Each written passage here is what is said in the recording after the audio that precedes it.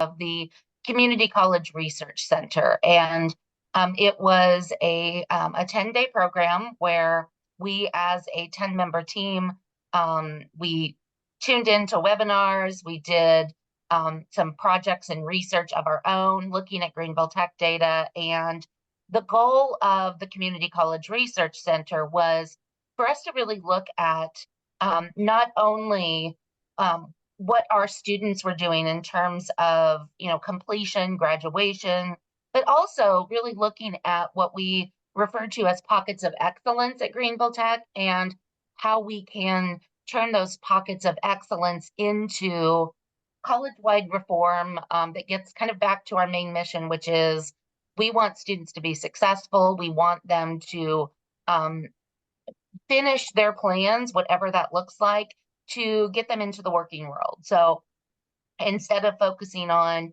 necessarily specifically graduation rates, although that is important, making sure students are headed in the right direction for the career that they want, getting them the credentials, if that includes an associate's degree, great, and getting them on that path to success. So with the Community College Research Center, we were introduced to that concept of guided pathways, and guided pathways really is the framework for college-wide reform to really make sure that students understand where they are, where they're going, and how to get to that end goal. And I think we, as a college, and as many colleges, we are good at getting the students. We get them in the door. We get them, advised and into classes. But I think that it's just as important that we help those students to understand what that path looks like, all of the language and lingo and the processes of college, making sure they have the support they need to be successful. And that really is what Guided Pathways is. It is college-wide reform, helping students to get to that success and making sure that we are supporting them in every way possible to get them to that end goal. So just that little bit of background and framework. After our Guided Pathways Institute that we did over the summer, there was a little bit of a pause in the work because we were approached as a college by Complete College America, the accelerator program. And they approached Greenville Tech to be a participant in this. And we are one of 80 colleges and universities around the country. And the goal is to improve student success rates and to really make sure that students are completing, getting those credentials, that degree that they want, but also, and this is especially true for us at Greenville Tech, closing those gaps in college access. We want to make sure that all students have the opportunity to participate, to pursue the credentials, the degrees that they are interested in doing. One thing I will mention, and I'm referring to Michael's notes, I want to make sure I cover everything. As a team in the summer of 2022, one of our end products was a about 10-minute TED style talk about Greenville Tech, the data around completion and success rates, and things that we can do, strategies that we can do to really emphasize those pockets of excellence. So I'd be happy to share that after the meeting, John, if you would like. I can share that video so that you can share it with the faculty. I think it would be a good thing for everyone to see. So where are we right now in terms of our Guided Pathways project, and how does it fit into Complete College America? Complete College America is going to give us support in terms of coaches as well as funding to help us to accomplish goals in 4 key areas. And I'm here today to talk about the Guided Pathways area. However, we do have other categories as well, other committees, specifically transitional studies. That committee is chaired by Candace Lewis. Vice chairs are Leanne Wheeler and Chuck Baker, looking at math and English transitional studies reform, strategic finance. So using the resources of the college in a way that is best going to support Student Success and Completion. That is chaired by Jackie DiMaggio. Vice Chair is Dr. William Brothers. The Guided Pathways Committee, that is chaired by Michael Porter, and I am the Vice Chair. And then we will have a Leadership and Culture Committee as well. That is on hold as there is some work we still have to do with Complete College America to get that path started. So I do have a short video. John, do we have time? It's about a 5-minute video on Guided Pathways. That way I can then show kind of what we're going to do with this idea at Greenville Tech. Sure. Okay. Let me know if y'all are hearing the sound okay when I get this going.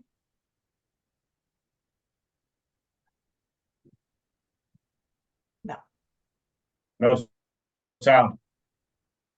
Yeah, I don't think there's sound. All right. I think I may send this out. It's embedded I don't know here. if you can show a video with sound over Zoom. I've tried to do that for classes. Actually, yeah, Jill, I don't know if you want to go back, if you like go to the share, go back in, and when you go back in, you just click the button that says share audio. It's under the more options. Yeah. You got it. Okay. And then it should be able to do it. Come on, computer. Not coming up for me under more. You have to have your share already on. I have to have it going. Okay, got you. Thank you. I'm working on it, y'all. I'm telling you, I'm gonna master this. For sure, I'm gonna master this. Let's see here. Share. Oh, there we go. Share sound. Okay. Let's try it again. Me, in a green apron, scrawling a name on a cardboard cup. As I watch a well-dressed patron slurp up the equivalent value of my hourly wage, I think about my college degree. I've completed 98 units. That's more than what I need to graduate, but I'm still a semester short. And unless I switch my major to quantum mechanics and invent a time machine, my get a degree in 2 years plan is out of reach. When it comes to education, you know, we all don't learn the same. We all have different types of learning styles. We all come from different backgrounds. So many classes to choose from. They just gave you this sheet of paper and there was like, pick a class from here, and there was like 30 classes and they only had it by their like number. I didn't even have the name of the classes, so you're like, all right, I guess I'll have to look into it. I want to know that I'm taking the correct courses, doing what I have to do to obtain a degree. When there's lack of communication, sometimes the students don't really feel that they have that support and they don't end up finishing their degree. It's California's responsibility to help people with that support because it's so big. We should all have support every single day. Is that Jen? The student in my physics class 2 years ago? Didn't she say she was studying to be an environmental engineer? I thought she would have graduated by now. I know the system doesn't always make it easy, but our college is committed to student success, and we work at it every day. Our completion rate should be solid. We need a way to help students complete college on time.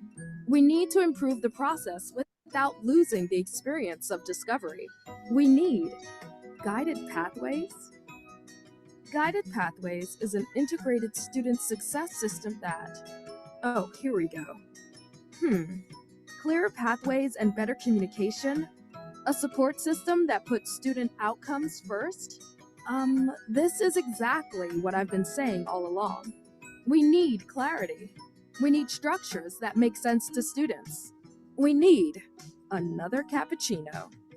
Guided Pathways provide an opportunity for the college to focus our many student success efforts into an integrated framework of student support. The Guided Pathways is going to allow us to look at all of the fields in a bit more detail and really try to tailor the support that is going to be more deliberate and more thoughtful. So I'm really excited about that. Yeah, and probably from a career tech ed field, it feels like we've been doing this type of thing, but now we get to integrate the sciences and the maths and the general ed areas that make it a logical progression for students. When you really take a hard look at the data, and if you're really willing to analyze yourself, it's really very sobering, to be honest. You have a moral imperative to change what it is that you're doing to help meet the needs of our students. It's not enough just to say the students couldn't handle it and they had to go elsewhere. To me, it's our responsibility to make sure that they can succeed.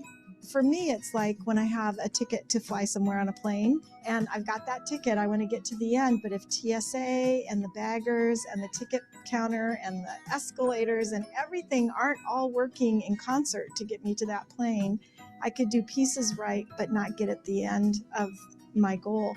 So that's what I think all of the people that are working on pathways across every different discipline and silo and work group, that's what they're going to be able to do. They're going to look from the student perspective and then help them make it to the end. This is something that we've needed for a long, long time. It's a new way of doing business. We've always expected students to be college ready, but now we really need to be student ready. We need to make sure that we are, in all of our practices, putting students at the forefront and not having that be an afterthought, as opposed to what's easiest for us or what's best for us.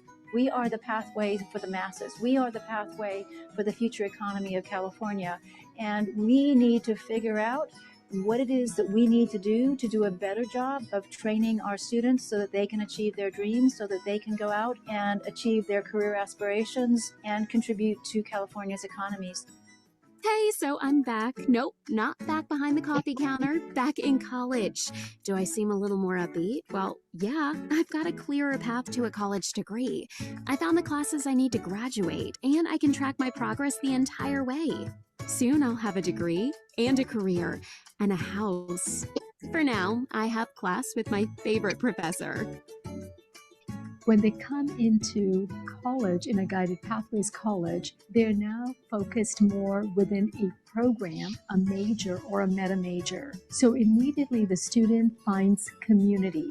Rather than wandering, taking classes here and there, they're surrounded by a community of faculty within that area of interest. It is not for the faint of hearted, but we are having brave and courageous conversations. Together we are locking arms and we're making students at the absolute center of everything that it is that we are doing and the main purpose for the reason for change. So it's not about us individually or collectively, it's about our students, and it makes the decisions ultimately very easy to make. I took my current role as dean because one of my friends, a faculty member from Cabrillo, said, I think this is the one thing I want to end my career on because I think it's really going to make a change for our students. And that's pretty much what I think too.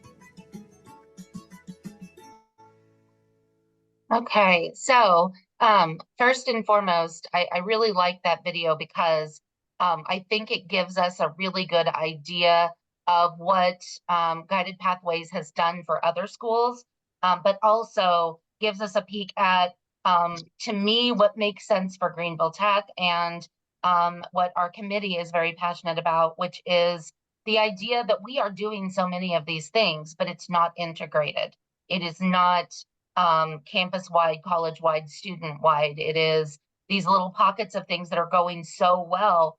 Let's make them available for all students. And one of the things I think is important to understand about Guided Pathways is there are many students on campus who, when they come in, are directed towards a program that is very much set up this way already, right? If they want to go into nursing, if they want to go into, a program like culinary, cosmetology, programs where it is very lockstep. They come in, they are working with the faculty advisor in that program.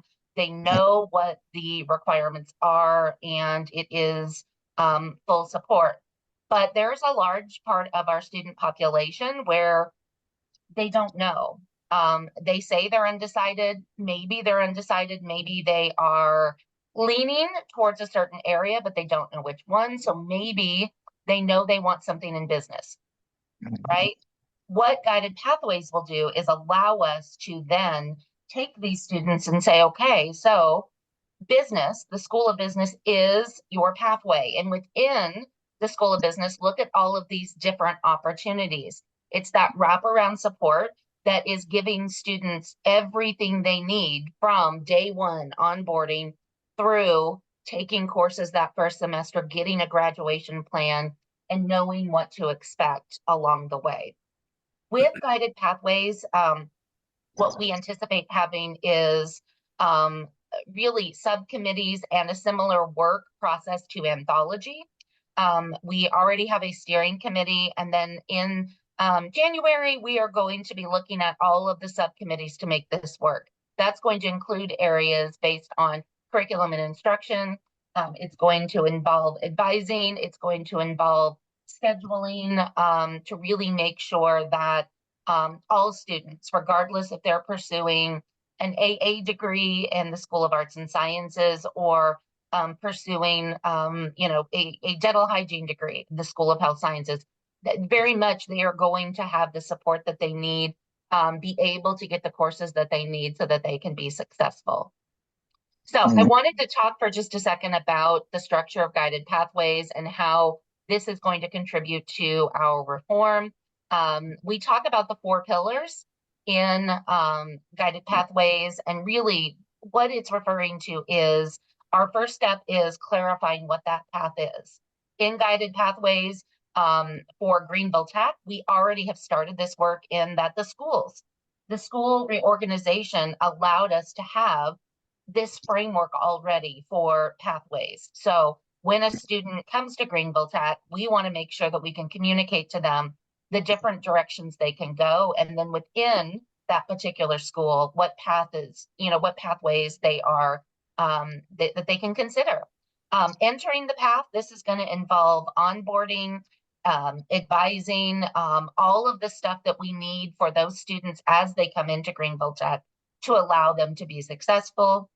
Staying on the path, this is going to allow students to have the support that they need to be successful. And when I talk about this part, I always think of 2 amazing pockets of excellence we have here at Greenville Tech, which is our OMSI program and our 360 initiative, both of which give wraparound support to the students to allow them to stay on the path and move towards their goals. Last but not least, ensure that learning is happening, and this involves what we call light the fire courses. There are so many courses at Greenville Tech within each of these pathways that spark that excitement in a student in a particular major. In addition to that, we also want to make sure that there is faculty contact. Students get excited talking to faculty in their majors.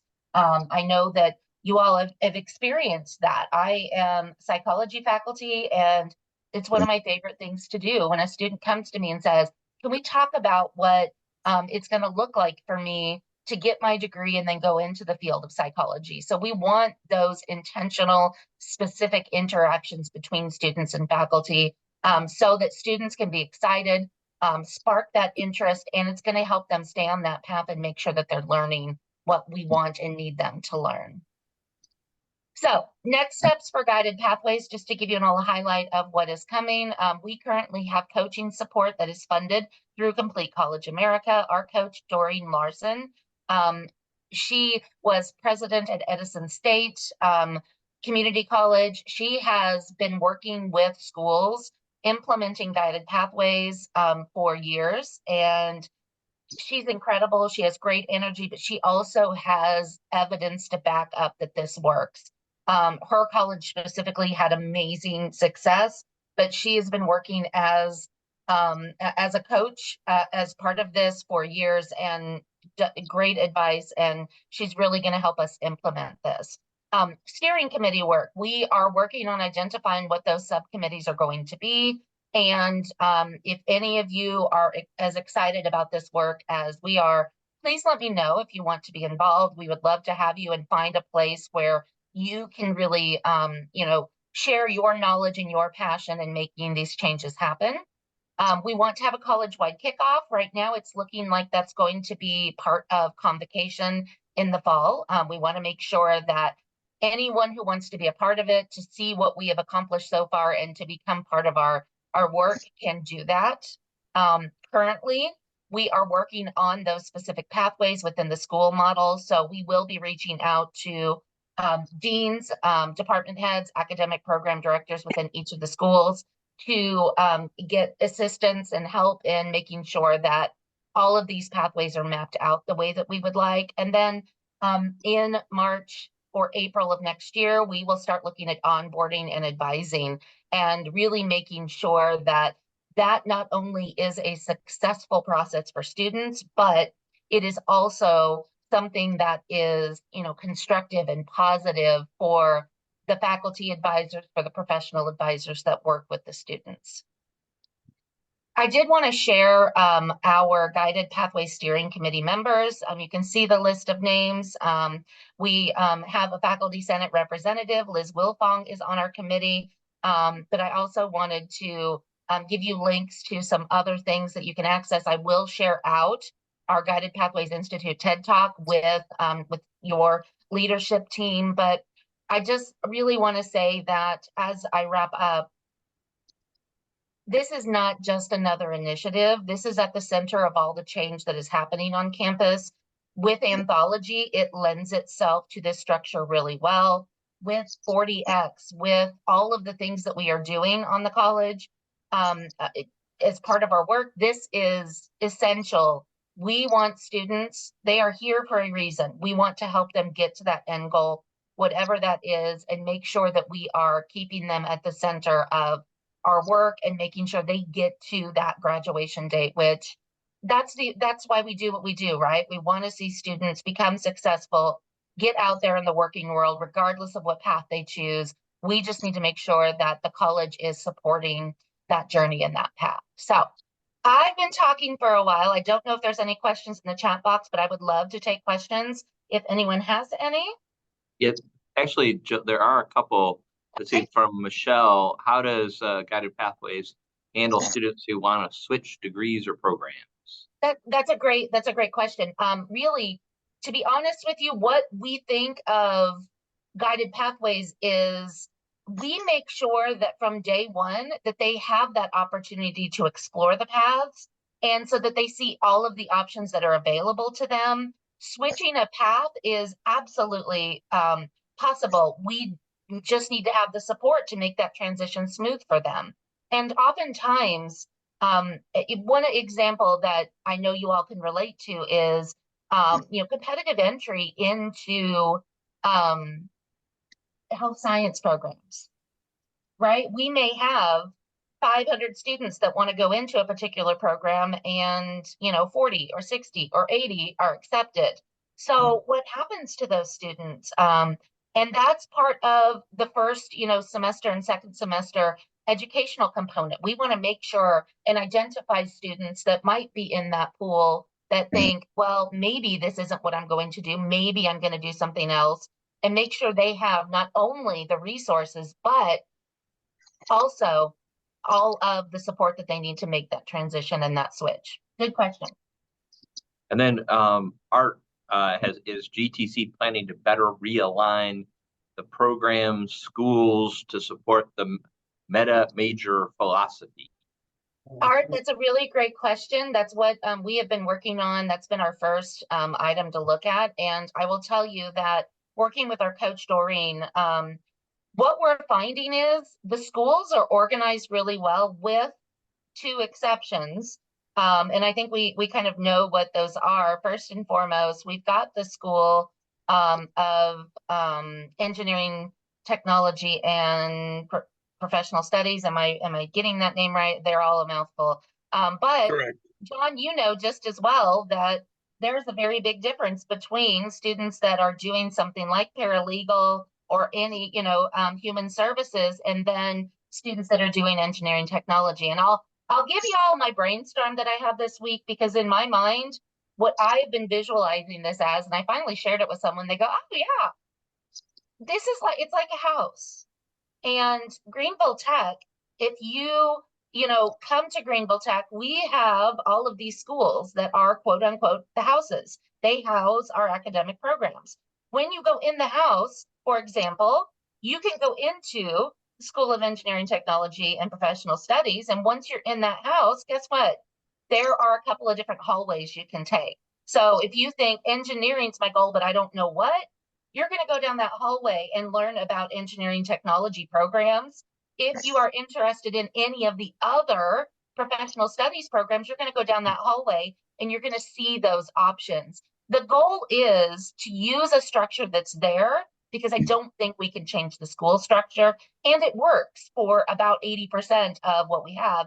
But making sure students know that, hey, when you enter this house, look, here are your options as you go into it. And so, for example, that's one example, School of Business and Computer Technology, making sure that if they are interested in business, we've got them on the right path, the right hallway. If they're interested more in the computer technology part, there are some challenges once we get into the schools, but we are really looking at what that will mean. And I would love, if anyone is really excited about that work, to let us know, because really that's going to be a lot of kind of our discussion is, how do we communicate this to students so they don't feel lost in the process, right? We want to make sure they understand what this looks like.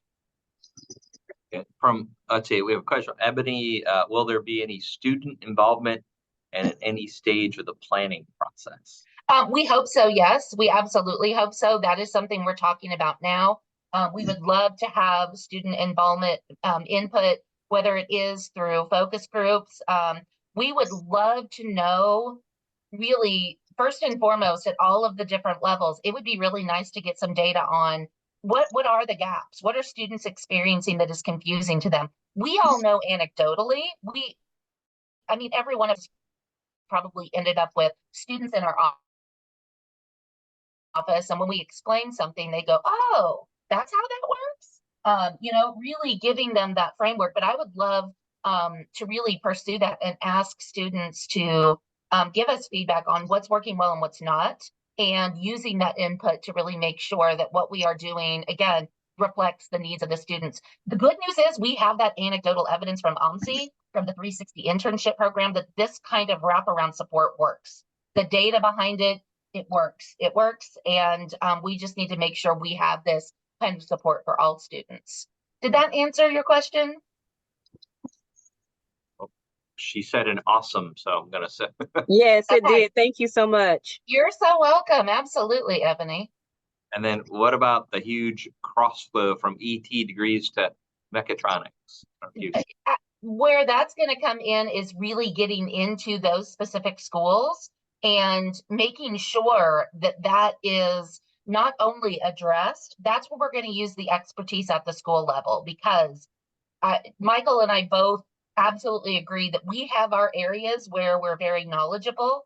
We need to go to the people that do this every day, that have that knowledge and expertise. You know about that. So you are someone that we would want to have as part of our conversation within that school. How can we set this up for success? How can we make sure students are not only knowledgeable about the path that they're taking, but that they're on the right path, taking the right courses? And I guess, Jill, this is a question that I had. Is it like, what is this going to look for like for faculty? You know, I think and I think you made a good point earlier on. I think, you know, being in a program, you know, I have my students I probably have my students 4 times during the time, in 3 or 4 classes during the time that they're there. I've got a lot of contact, and they have a lot of opportunities to know like where they're going. But I understand that's not the case. So from a perspective of somebody that's in arts and sciences or something, how does that work? And how does the faculty fit in, I guess, reaching the students and putting them on a pathway? That's a great question, John, because your program, there are several programs like yours where from day one, students do have that kind of interaction. And why can't every student have that kind of experience? To me, that's the question. Yes, it's harder in arts and sciences, but I'll use myself as an example. Why do I not have, and my department head and my colleagues that teach psychology, why do we not have advisees that want to go into something that we are not only passionate about, excited about, but knowledgeable about? So that's part of the advising reform is, and I've talked to many faculty about this. One of the frustrations with advising is we end up with a student that we don't really know necessarily how to get excited about their program and advise them. I will give you a good example. I have the loveliest student that wants to go into computer science at Clemson or at, I don't know if it's USC. He's lovely. I have no idea what I'm doing advising him, other than we get online and we look at the resources. And my advice is, okay, we need to get you in some classes. I know that calculus is a gateway course, and I need to connect you with some faculty that can help you with that. We can do this more efficiently, more effectively. And there's always been a conversation around the fact that,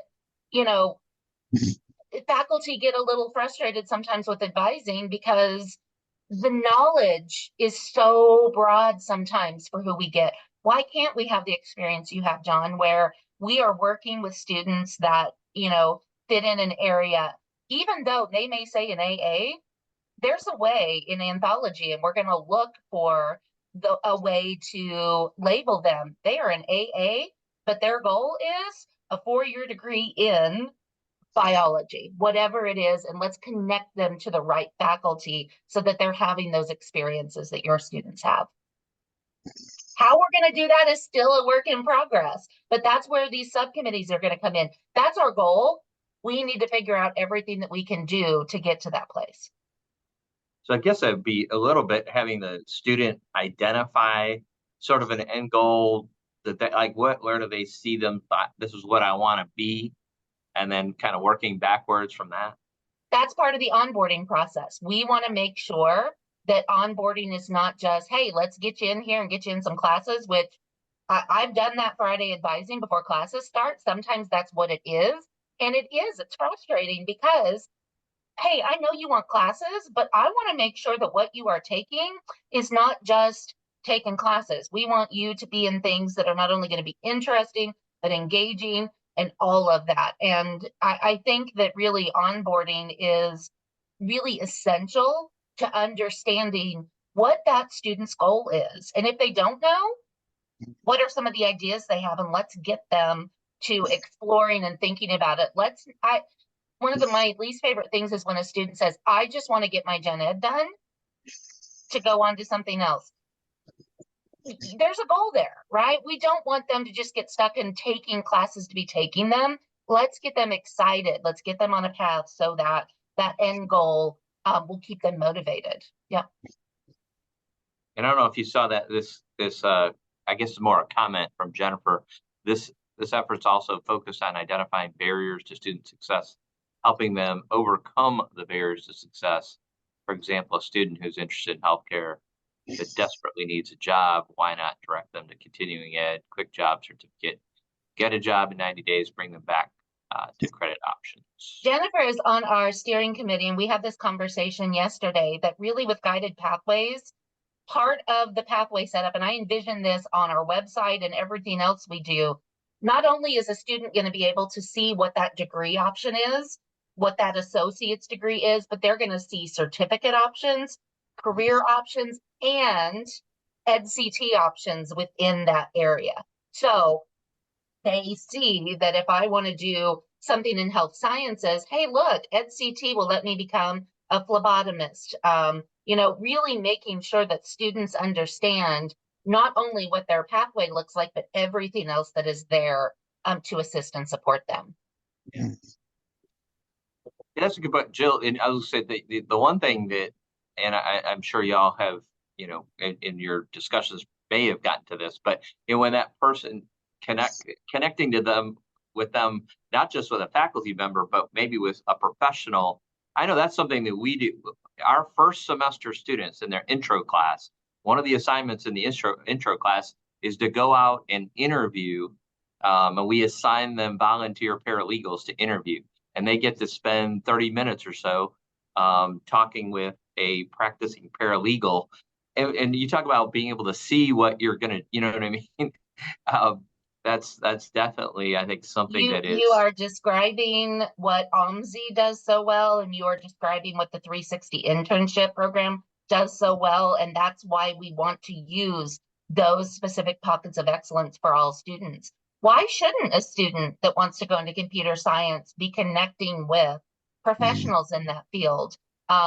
Why don't students know from that first or second semester about internship opportunities? We need them to see not just what classes they're taking, but what that's going to look like as they progress towards that career. And John, your students that do that, I'm guessing, have better rates of retention and success because they know, hey, that looks so cool. I cannot wait to get to that point. I've even met somebody in the field that can be a connection, a mentor for me. So networking is a big part of that as well. Connecting them not only with faculty, but also with professionals in the field. Yep. Anybody else? Questions?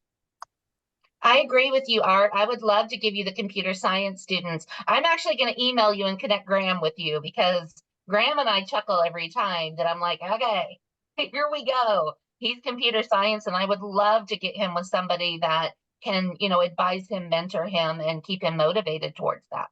Yeah, send him my way. I have the same feeling when I get liberal arts students, and I'm like, I don't know what we're you're going to have an do. exchange program, Art, me and you. We're going to trade students. I love it. Perfect. That's what I was blinding flash of the obvious. Let's send the students to somebody who has actually knowledge of the program. That's a lot of this, John, is why I'm so passionate about it, is because it just makes sense. Yeah. And my other big eye opener was, this is not changing everything we're doing. This is saying, hey, we are doing this right in a lot of different areas at the college. Why don't we integrate it? It just makes sense to do this college-wide. And the cool thing is the data shows that not only do we see increases in retention and persistence, but these schools are seeing increases in graduation rates. And there is one school that in the middle of COVID had an increase in enrollment numbers by doing this. So there is no downside to doing this. It's great for faculty. It's great for student support services, for advising, and even more, it is great for the students themselves. And to me, it's kind of a no-brainer. This works, and it's going to be really great reform. We're not doing it quickly. We're doing it right. And it will take several semesters of work to make sure that we have laid the foundation. But once we get this going, I think it's going to be really great for our students. Very good. Any other questions for Jill? I think I don't. Hopefully, I speak for a few other. I think I have a better vision for. I've heard guided pathways and heard a lot about it, but I don't know that I felt like this has become much clearer, kind of what is trying to be accomplished.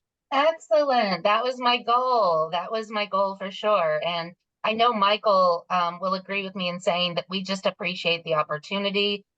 You're going to be hearing more and more about it, but even beyond that, we are not doing this work ourselves. The steering committee is getting this conversation started. We are starting to kind of lay things out, but we will need help with this. And so if there is something that I have talked about that you are passionate about, that you want to be involved, just give me and shoot me an email.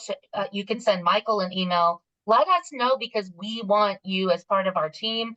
This is going to take everyone at the college to make this a success. And so we would love to have you, and let me know what you would be interested in doing, because we would absolutely love everybody's support to make this a success. It's going to be good. It's going to be really good work, and it's going to pay off. Very good. Okay. All right, I'll have one last call for questions if there's no other questions. No. Well, thank you, Jill. Again, like I said, I think you definitely accomplished your goal of making this a bit more clear to us. Thanks. I appreciate it. And I will share the TED Talk video with you, John, so that you all can see what we accomplished as part of our work with the CCRC Institute. Thank y'all so much. And Michelle said the library will try to get involved in that as well. I got her. I wrote down her name. I'm on it. Thank you, Michelle. All right. Thanks. So moving on our agenda, is there anybody who would like to recognize somebody for service excellence over the last month? Anybody? All right. Well, let's move on then to the president's report. Just a couple things we met with Vice President Miller earlier in November, and a couple of things that we talked about. And I think probably the most noteworthy thing that we talked about is I think Dr. Miller shares, this was part of a discussion last week.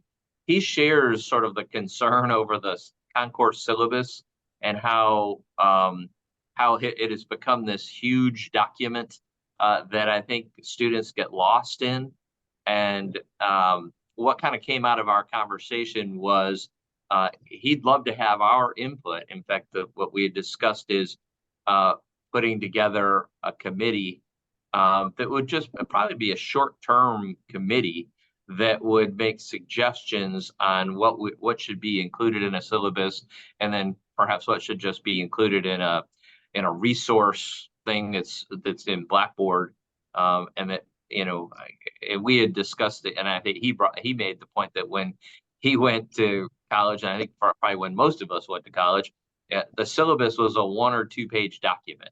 It wasn't a 10-page document, and I think students can get overwhelmed, and then it's just they throw up their hands. They don't look at any of it because it's too much stuff.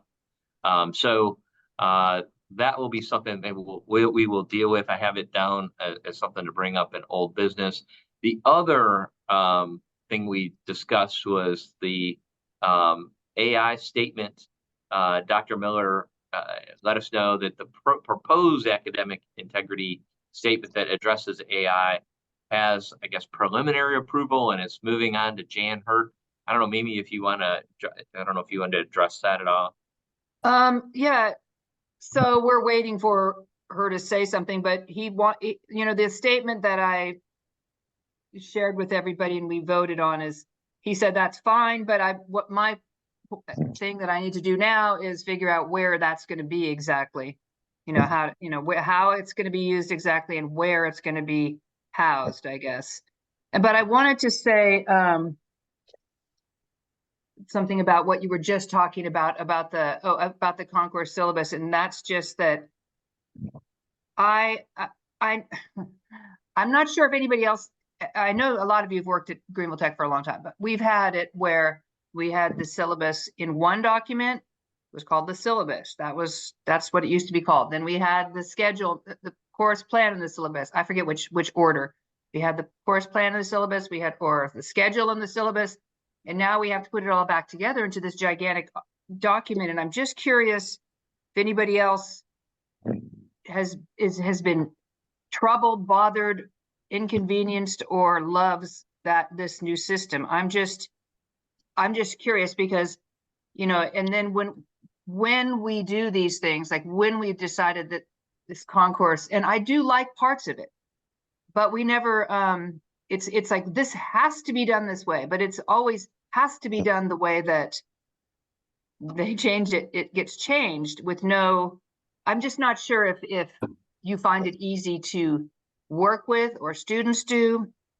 I have been having my own course plan on the side, which apparently we're not supposed to do, just so they can print out a 2-page document that has the calendar and basically the grades, just as a different document, but that's not what we're supposed to be doing, because so finding the calendar and what we're doing and things like that is so much more cumbersome now to me. And I think Dr. Miller told us, and I don't even know if I've shared this before, but that he was dealing with a complaint from a student, and he was trying to look through the document and find, what he was looking for about what was on the calendar, whatever. And he said he had to scroll through 20, it's not 10 pages, it's 27 pages or something like that.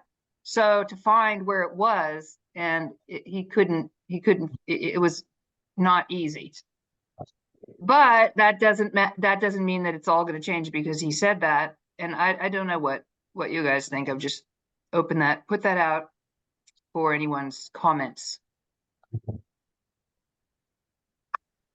And I guess when we get to old bit, we will talk about forming a committee, because that was sort of what we had discussed as a way to deal with it. But I think sounds like, as I look at comments coming up in the chat, that there's a lot of folks who think it's overwhelming, too long. And I think we have an ally in wanting to make this shorter, or make the syllabus shorter, and then move some of the things like the information about resources and so forth someplace else where it can be accessible and students can click on a link or whatever if they need information about disability services or all the things which are, important information. But I think the thought is that the syllabus should focus in on that class. What's the grading? What's the schedule? What's the, what are the things that are involved with this and pertinent and relevant to this particular class? And if it's general things like, how you get in touch with the different support systems across the campus, those should be links someplace in Blackboard where people can get to them. So we'll get back to that. Anything else maybe on I just want to say something about what I'm seeing here. And I'm seeing that a lot of people are doing exactly what I'm doing, which is having the calendar or the schedule, whatever you want to call it. The language changes too, because the syllabus used to be that, but now the syllabus was something else. And now it's so most people are doing that, but I've been specifically told that we're not supposed to do that. And so, but it is, if many of us are doing the calendar on the side and something different, I don't know. I just don't, I don't understand why, like who to talk to about, exactly what the benefits of this are. Because all of these things, I'm not saying we shouldn't have all of these resources, but there's too much in there. What the students don't want to read very much, and they don't care about most of it unless they're actually looking for it. It should be like a handbook, not required reading. Yep. So Philip has his hand up though. I'm still your speaker for this when it's time. Yeah. I've said this many times about the plan of instruction. I don't want to have to do 20 separate edits on 20 sections of a class to put in due dates when I can use the same syllabus for a full year. So what I do is I put in the units in the bottom weekly, but I don't put due dates, and I say, see my plan of instruction. So for that semester, I actually have a separate one-page document that has all the due dates for everything. I've run that by my dean. They ran it up the chain. They said that was fine as long as I referenced week to week what I was doing. And I said, well, I don't want to create separate concourse syllabi for a 10-week summer, a 15-week fall, and a 14-week spring because of spring break, because of the way things are broken up. I just have a really hard time telling all the faculty, here's your syllabus. Now, here the due dates are already in Blackboard, and I already have a document for you. Now go ahead and put all of them in all your sections individually and edit them as you need, because to be perfectly honest, that is a total waste of faculty time. Mm-hmm. Plan of instruction, if I can give it to a group of faculty as course lead for a class, even if they're not all the same due dates, that's a separate document. When I'm looking at syllabi from other colleges to give transfer credit here, I do not care about due dates. I care about the book. I care about the units. I care about the learning outcomes and just the structure of the class, how they're being tested in labs and stuff. The syllabi should always be something that can be used as a class document and as a potential transfer document. A transfer document does not need 15 pages of college policy. Brilliant. I absolutely agree with you. Well, it sounds like lots of people have been, so we might not have a difficult time getting together a committee who will make suggestions when we get there. Anything else, Liz, or Mimi, about our meeting with Dr. Miller? I think those are the couple big items. I don't remember anything right now because it's been very busy lately. Yes. All right. Just checking through, but I don't think so. But I just for the concourse, I mean, I don't know about y'all, but with the switch to QM and that the push for that, with everything being done by modules in an effort to streamline, like what Phil was talking about, 10-week versus 15-week versus this, that, or the other. The concourse syllabus is a huge impediment to that kind of streamlining, and it bumps up against it. And so I think that's something we can use in our arsenal of reasons for why concourse is problematic. That, and how difficult it is for let's say like dual enrollment adjuncts. I know that's a personal issue of mine because I manage so many dual enrollment adjuncts, but they really, really struggle with the concourse syllabus because they don't get the same kind of training. Though, as Mimi pointed out, I don't recall getting any training on the different updates we needed to do, just getting yelled at for not doing them. But yeah, I think we can use, if they are so serious about QM as they profess to be, then I think we should leverage that in this situation.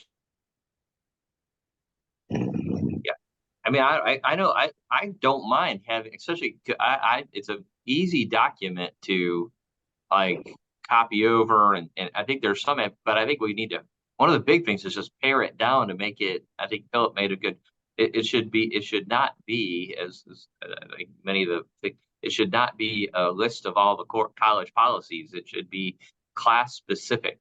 So, and to that point that Philip made, that's what, when we have students that want to transfer in kind of unique, a legal class from another ABA approved school, we're looking at that syllabus to determine whether to give them credit and what to give them credit for. And we certainly don't need to look through all the policies of the college. We need to know specifically what's been happening or what's going on in that class. But again, like I said, there'll be an opportunity. That we've been invited to give our feedback and suggestions. So, can I ask sure. one more question? Sure. I was going to ask George. I understand, like, should use Chat GPT, but you still have to do it like all these different.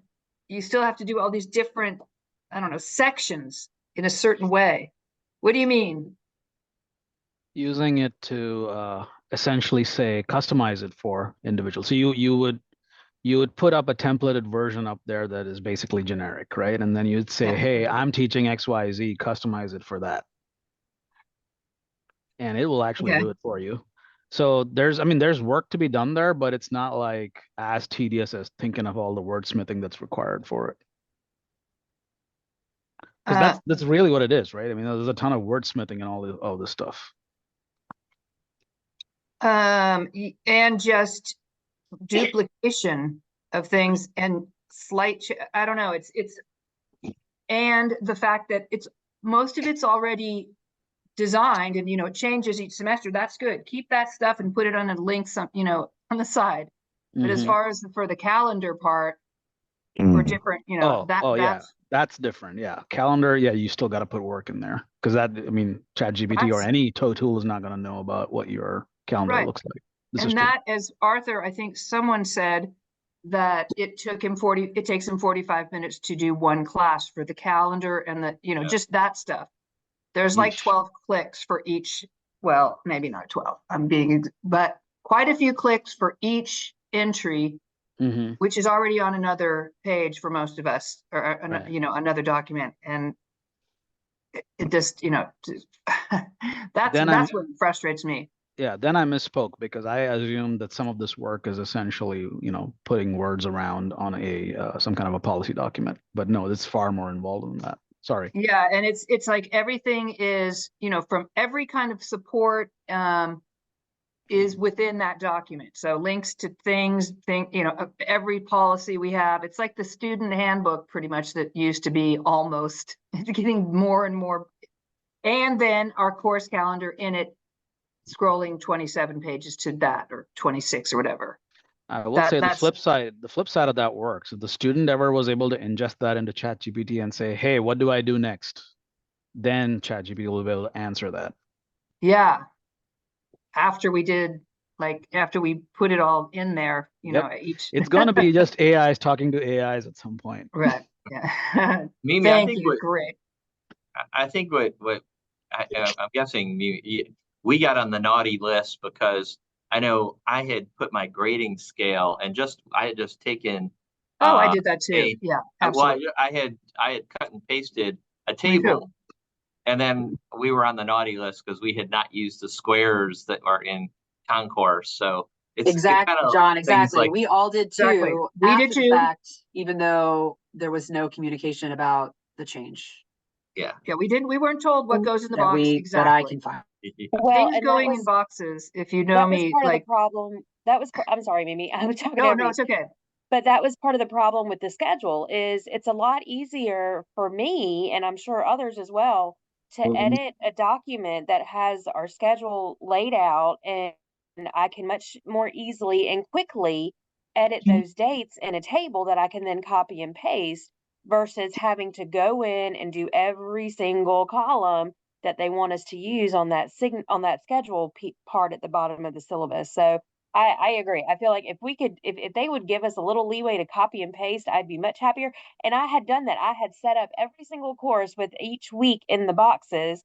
And then I taught a COL 111 class and they just sent it out to copy and paste. So I was like, oh, yeah, I could just copy and paste them.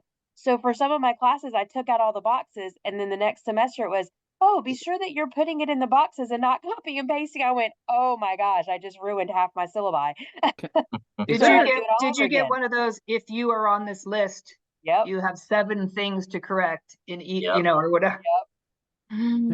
It's, I mean, I've never seen this interface. That sounds like a user interface issue. Oh my Really. gosh, George, you have Yeah. to check it out. Okay. Do I really want to spoil my weekend? Yeah. I mean, it's unbelievable, I think. Okay. All right. Well, let's move on to committee reports. First up, the AI/academic misconduct. All right, so we didn't meet. I tried to have a meeting this week, but I was late and we all couldn't do it at the same time. So we're probably going to meet next week. I think one of the discussions I wanted to have or talk about at that meeting, besides what's going on with the statement, or the policy of state, whatever it's called, is the people that are approaching us with different AI, I don't know, fueled or partially AI help, like programs. For example, we had, what was it, Packback. We talked about, we had a presentation from them, and it's like a tutoring and help for students when they're writing, but it's not really for composition students, it's for other students, because the composition professors are supposed to teach the grammar and stuff like that. I think that's the thinking behind it. But it would be okay for composition students, I think, too. And then we also saw, I just forget what it's called, feedback fruit. And that's a similar thing, a little bit This different. is that one dude that sets. I mean, I know he's been spamming a lot of lists all over the place. Feedback fruit. Yeah, I know that. Feedback fruit. So they were in Amsterdam, Liz. Where were they? Yep. Which I was like, I'll go to Amsterdam and try out the product. But feedback fruit was interesting. I thought it was a little bit better than Pack. I don't know if we're going to use any of this, but to talk about some of those things in different schools and what they've been approached with regarding it, just so we can keep up with it. They're expensive, and there hasn't been any consensus on any of either of those things, or any decisions made. But I think it's interesting that everyone's jumping. All these companies are jumping on, contacting us with information about how AI can help us, instead of us worrying about whether, people are cheating, which they are. So we'll meet. I don't know. Just watching the presentation, though, from a composition standpoint, I was skeptical of how much better an interface it would be for the students, and it seemed very complicated, and they're already not prone to looking at our feedback anyway. So making it 10 different places they have to look for feedback versus one doesn't seem like a good solution to the problem to me. She's talking about feedback fruits. I don't know as much about Packback. And then using AI to grade the assignments too also, I think, poses potential problems because we put a lot of trust in it to know what to do. And there's not really a lot of transparency on how it is deciding what to do. So yeah, that's all I'm gonna say. Yeah, I mean, we haven't, they gave their presentation, but what does interest me is all the possibilities out there. There's always going to be someone who immediately wants to sell you something, of course, if there's something new to sell. And I feel like there's probably going to be some great things out there. I'm just not sure we found it yet. Them yet.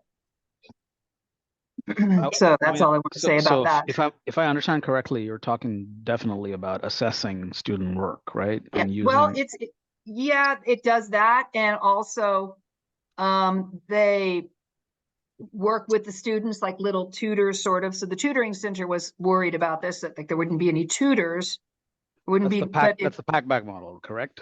Yeah, that one. Yeah, I don't think there was no. I'm familiar with pack-back more than the other one, but from my perspective, at least based on the way that I'm looking at the technology going, if anybody's going to tell you that they can detect AI work in a student, they're lying. Yeah, well, you know what? I'll tell you what, George. They said the exact same thing. The Amsterdam dudes. They said that they're not able to do that. That wasn't really part of it. It was more like using it to help them with ideas, give them suggestions, Nudges, basically. Yeah. I mean, and that's essentially what a lot of folks are saying, that as far as study buddies and tutor, kind of tools, that's what AI should be used for. But as far as assessing the students' work, I'm seeing a lot of people saying, yeah, we'll have to all rethink assessments. All. Yes, absolutely. No, I agree with that. Anyway, so that's all, but we're gonna meet soon. Hey, I did put in a link there. There's a EDUCAUSE event next week where they're talking about drafting institutional AI policy. I actually put this out to Larry Miller and Lauren. Cool. And I'm gonna get together a bunch of people sometime in the whenever we have free time on our calendars to talk about this. We will have to take some of our cue from what State Tech is doing, so I'll try and involve them as well. But just to get you guys' thinking, cap on some level of drafting an institutional AI policy is definitely on the board in the next 6 months. Oh, great! That's awesome. Thank you. Very good. And then I got a note from Lavonda. The Adjunct Support Committee is formalizing the survey to send to Vice President Miller for approval. And I think that has to do with a survey of our adjuncts. Next, Safety Committee. Anything from the Safety Committee? We did not meet. I will send out an email to try to reconvene once things calm down. So can I say something about that, Catherine? I was thinking, just like if you've worked at Greenville Tech for a long time, as most of us have, many of us have, that there's a safety manual in each classroom, and it's like made out of paper, and it's sort of like has different layers. I'm sure you know what I'm talking about.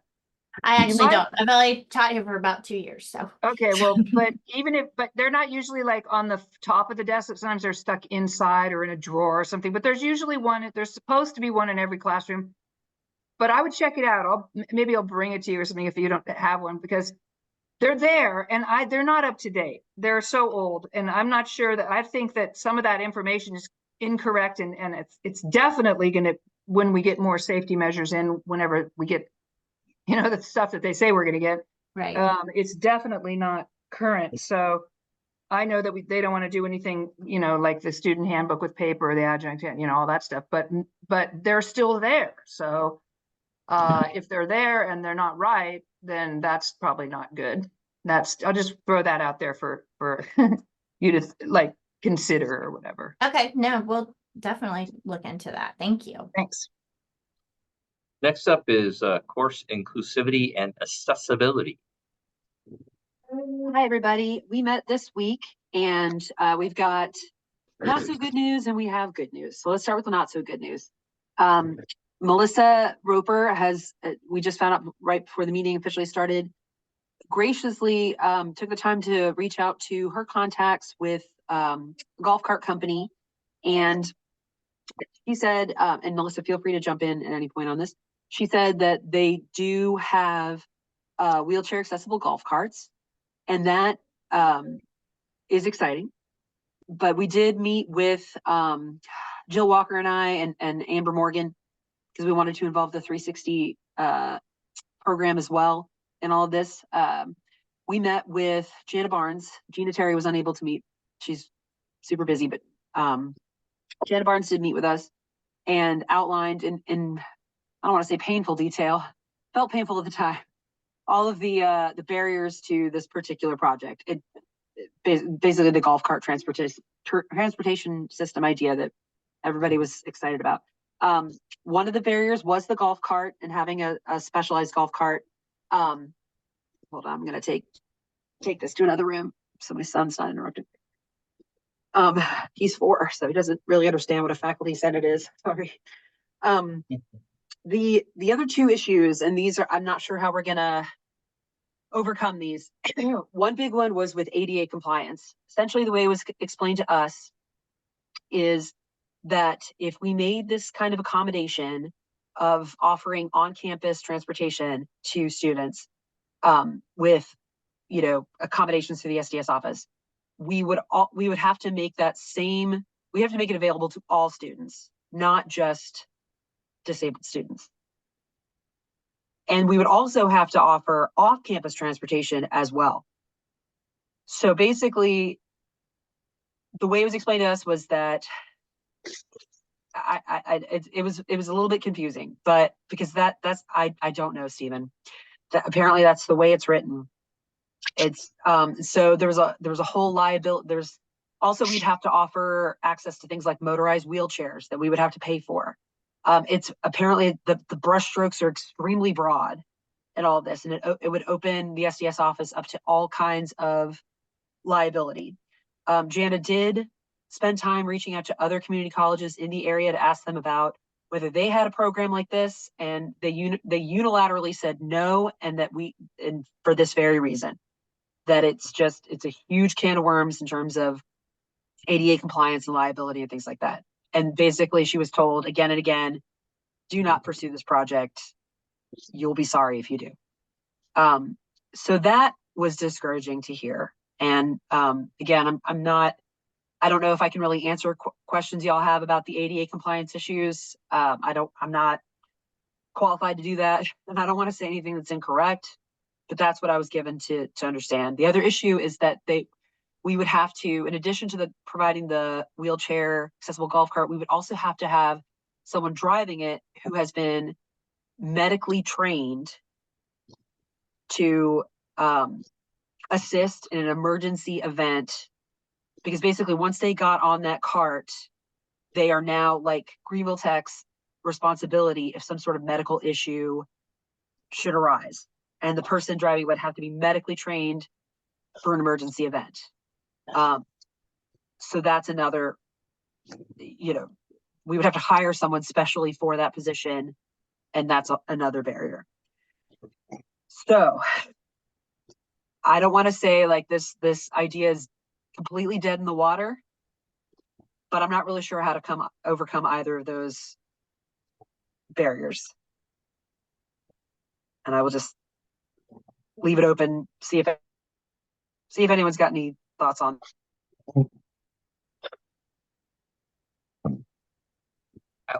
I'd be just curious whether those things are that somehow, I don't know if that's the law. I mean, I can't imagine, my mother has to be carted through the airport. I feel quite certain that the person who carts her through the airport is not medically trained to do anything. So I'm just curious. Sometimes people say what they kind of think or what's been done, and I don't know whether it'd be interesting to look at what the law actually says. So Yeah, maybe I could. John, I had a similar, not that exact scenario, but I was surprised by that as well. And I thought about like there's all kinds of situations where people who are physically disabled get, you know, transportation that doesn't involve that. But yeah, I'm not sure what level of medical training, whether it's like just basic, basic first aid or, yeah, that too, Melissa, like our bus drivers. I don't know. I doubt it. That doesn't sound, it just doesn't, sometimes people will want to extrapolate out, like, it'd be interesting to look at what the law actually said, whether there's laws and regulations that actually say that, or that's just one person on one campus or a couple that's the way they've interpreted it. Yeah. So. Yeah.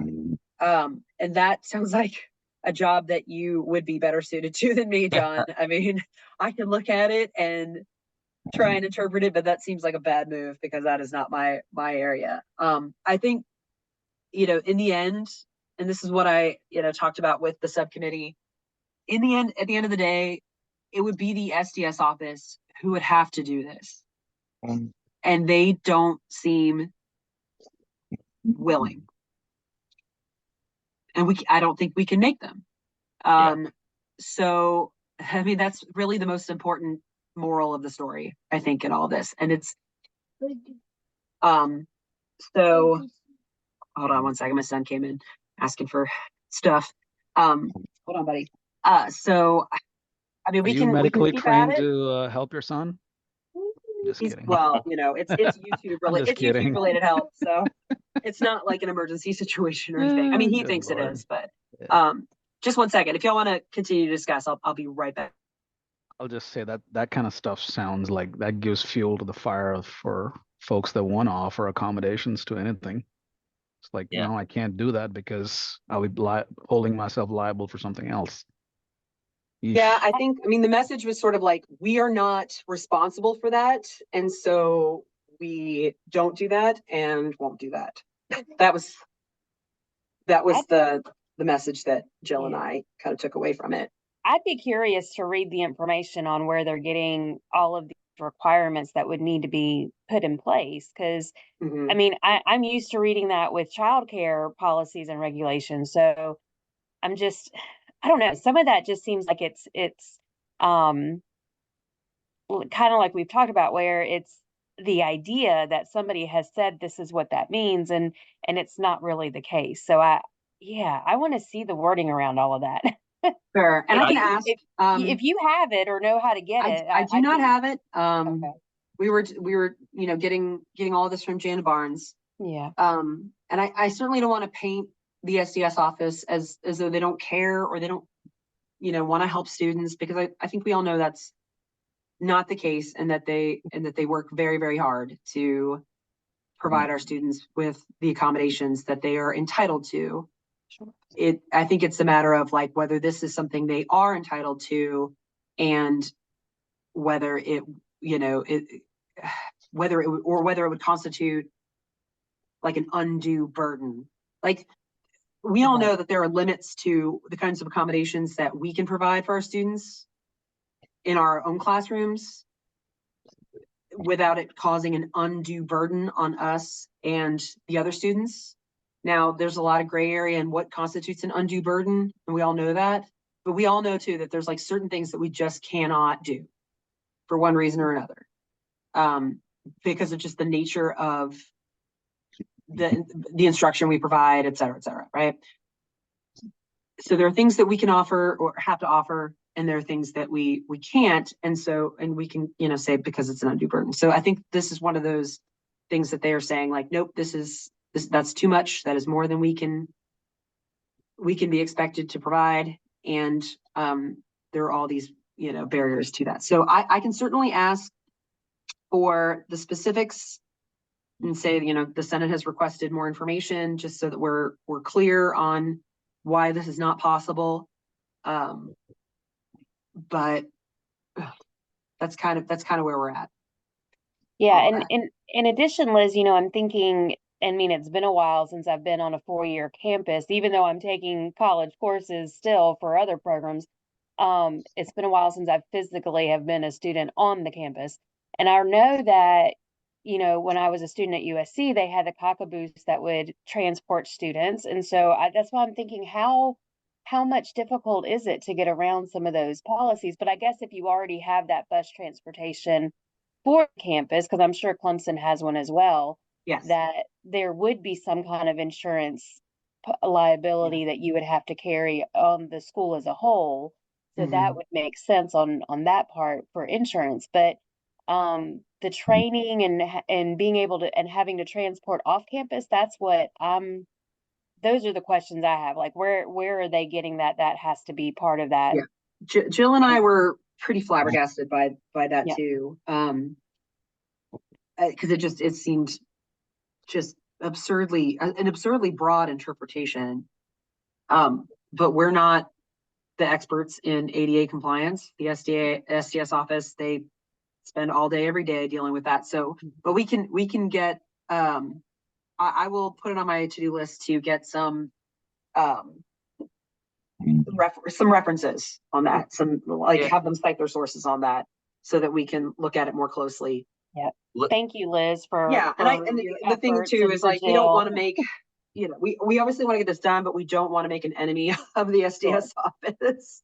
Yeah, no, and I know I completely agree. They do everything for their students and they're looking out for their best interests. And so I know this isn't like a thing that they just don't want to pursue to help them. But I do, I do appreciate you and Jill taking the time to meet with them and get some more information. Thank you for that. Yeah, well, we're not giving up just yet. I don't want you to think that that's what's happening. We're just kind of letting it cool down a little bit because we've been all over them about it this semester. And yeah, like I said, we don't want to annoy them or, make an enemy out of them, because there's still a lot of other projects to work on too. So we will keep y'all posted about that. The good news, the other side of this is that the project we are working on with DANA, GTC student organization, is to address concerns about students. Oh, thank you, Michael. Sorry, I just saw the chat. Moms medical trained. I like it. Yeah, I'll go back through the chat and look into all these. Thank you, everybody. One of the issues that has come up kind of repeatedly is that sometimes students don't fully understand what their rights and responsibilities are when it comes to their accommodations. And something that Jill Walker and I have noticed in all of this golf cart transportation kind of kerfuffle is it actually can be quite challenging to locate, much like concourse syllabi. The information is located in ways that are difficult to track down. And so what DANA is going to be doing as a student organization and with our guidance is create a sort of orientation video by students for students on, what are accommodations? How do you get them? What are your instructor's responsibilities? What are your responsibilities? How does the testing center work? Renewing your accommodations, like all that kind of stuff in a video. And we're gonna focus group it a little bit with DANA and talk to some of the students who can weigh in from like a neurodivergent perspective on like, all right, what's the best way for you to like get this kind of information? Do you need like a checklist in addition to the video? That kind of a thing. So it's going to be really student centered, but it's going to provide them all the information they need in one central place. I'll get it checked out. Soup to nuts. We checked it. Seems good to me, but. Hello? Sorry. Is that a comment or somebody just, Matt, you're not muted, bud. So yeah, we're going to start scripting beginning of next semester, and we will get started on the video. So that's going to be located hopefully in the SDS page, front and center, to help students get started, and also be a good recruitment tool for DANA to make students aware of them as an organization and how they can sign up and be involved. And so they have a ready-made community coming right into the college. that they can be a part of. So it's win-win for everybody. Another thing we're going to be working on with Michelle Rubino's help is a LibGuide for students about about accessibility and about resources. There is currently a LibGuide for faculty about ADA compliance and everything, which might be a good place to look for the kinds of information we want about the golf cart situation. Could be a good starting point. But there is no student LibGuide, which we got a LibGuide for everything. So we were a little bit surprised about that. Not saying the library isn't doing what they're supposed to. Y'all are doing an awesome job. We just needed to ask for it, and they are graciously helping us put one together. But we're going to house all kinds of resources there. So things like free resources for academic success. So like free places to get audiobooks, free places to get screen readers, and it's already, apparently they've already started on it. Oh, for faculty and staff. Sorry, this is the faculty and Michelle just linked to the faculty and staff one if you guys want to check it out. So this one will be particularly though for students and their yeah, thank you, Michelle. Yes, thank you, John. John's gonna volunteer to look at the actual law. That would be helpful. That would be so helpful. Thank you. That would be so helpful. So yeah, I think we need to approach that whole thing delicately, but you know, we're not going to give up just yet. But yeah, in the meantime, we're gonna focus on what we can do, which is video, to make sure students know what they need to be doing and what their instructors should be doing, and how to get help if they need it, and the LibGuide as well. So we got 2 big projects for spring, and yeah, we're really excited about it. So that's that on that. All right, thanks, Liz. Yep. And then remote work, I'll take that. I appreciate. I've had a couple of volunteers. I guess we're at least getting this off the ground, and I apologize to those couple folks who have volunteered. I have not gotten back to schedule a meeting, but we'll start in earnest when we resume in January. So moving, am I missing any? Is that all of our committees? Am I missing anything? I think that's LibGuide. Okay. And then in terms of old business, John, the LibGuide committee. Okay, LibGuide committee. Yes. Okay. So sorry.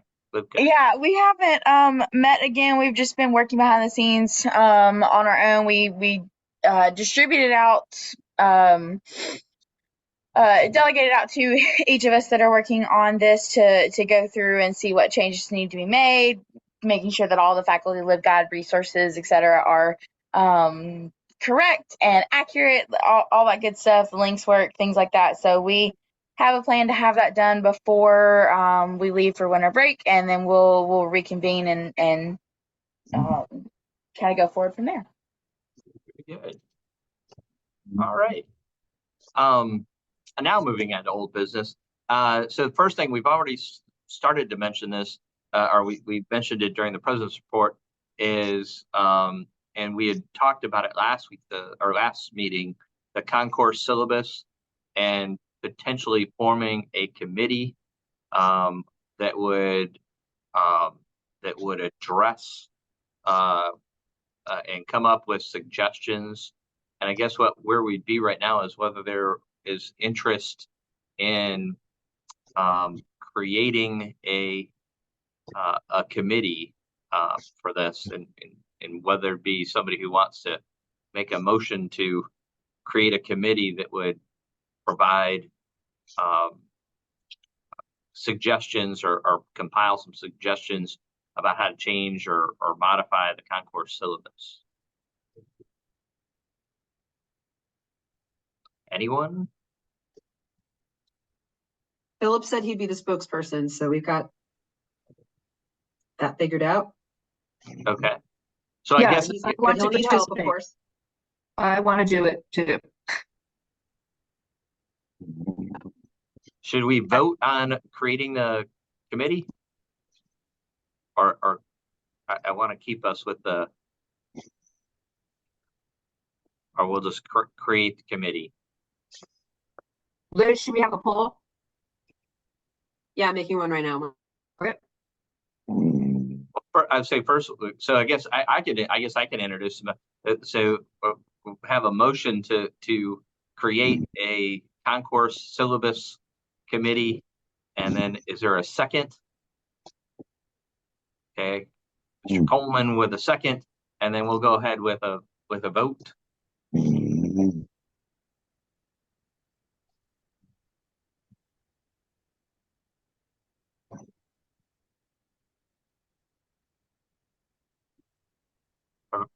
I'm sorry, it's loading. It's taking forever. Just one more.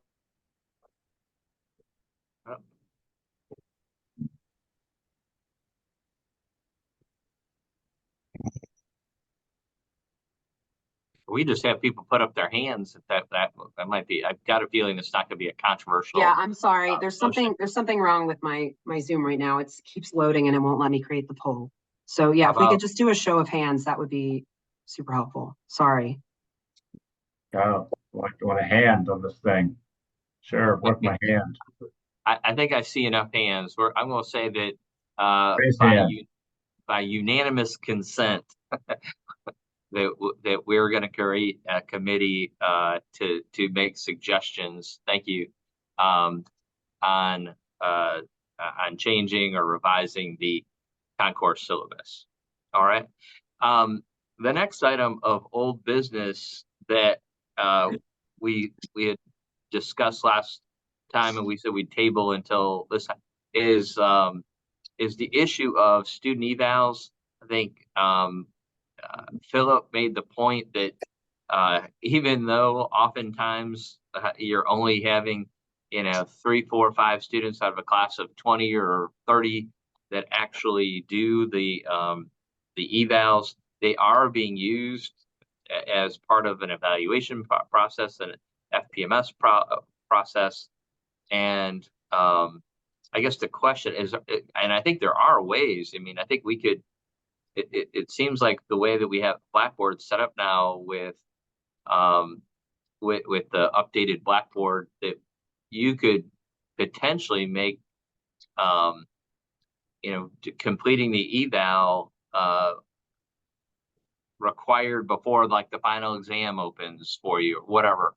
I don't know, any discussion of, we kind of had left that last time talking about whether we could sort of make evals mandatory for students, at least that they just complete the, check the box part of it. I think before we do that, though, the evaluation needs to be updated to actually reflect our courses. So for instance, there's a question on it that says, instructors returned graded work within 1 week, but our department policy is for essays that we get at least 2 weeks. So it seems like, for one thing, it seems like different departments should have different evals, because we don't have labs in English, but our students are asked whether we kept our labs clean, and there are no labs for us to clean. So I don't know if that's too big of a project to have divisional or school specific or subject specific evaluations, but at the very least they should be, I don't know, more generic, or I don't know if they have a not applicable option for some of the questions, or I don't know.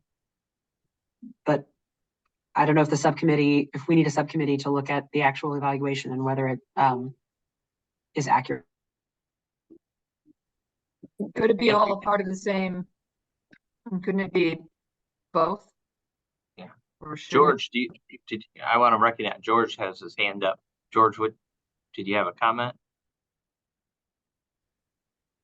Maybe that's left up from our vote on the concourse syllabus.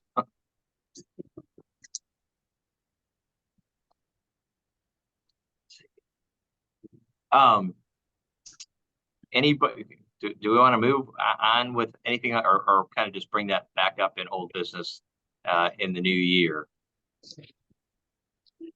And kind of think about how it is that we'd want to introduce, I guess, either creating a committee or addressing that. But I think it is something, I think Philip has a good point. You know, if faculty assessment if that's going to be used as part of faculty assessment, I think we should be, making sure there's a decent sample size and we're not being judged on the one person who loved us and the two people who hated us and the rest of the class was somewhere probably just okay, whatever it happens to be. So Agreed. Well, we'll go ahead and I will carry that over to old business for January. Is there any new business that anybody would like to bring up before we adjourn? Any new business? Going once. John, I have a quick question for George, if I could ask him a quick question. Sure. I had a faculty member come to me, he put in the chat about the authentication we all have to do, I guess, starting this week. Yeah. And there are many, many faculty members that are very concerned about this. And I didn't know quite how to answer the questions except refer them to your department. That saying like they don't have cell phones, or that the college should provide all faculty members with cell phones. These types of questions. And I don't know how are you guys handling these types of situations? I did it and I had no problem, and I tried to assure that this person it's not as hard as it seems to be. But I guess there are many concerns with a lot of maybe our older faculty that don't want to do it, or people that just don't use cell phones. I don't know. Were you saying something there? I think somebody said They something. addressed that issue in an email yesterday, offering fobs or phones for people who needed them. Oh, really? I haven't checked my email this morning, so I don't know. This just came up this past week. I just wanted to see your thoughts on it. That's all. Right. And like he said, we do have fobs. We haven't really advertised those out as an option because, the cost is not trivial, management is not trivial, and so it's easier, and the user experience is far better with having a phone.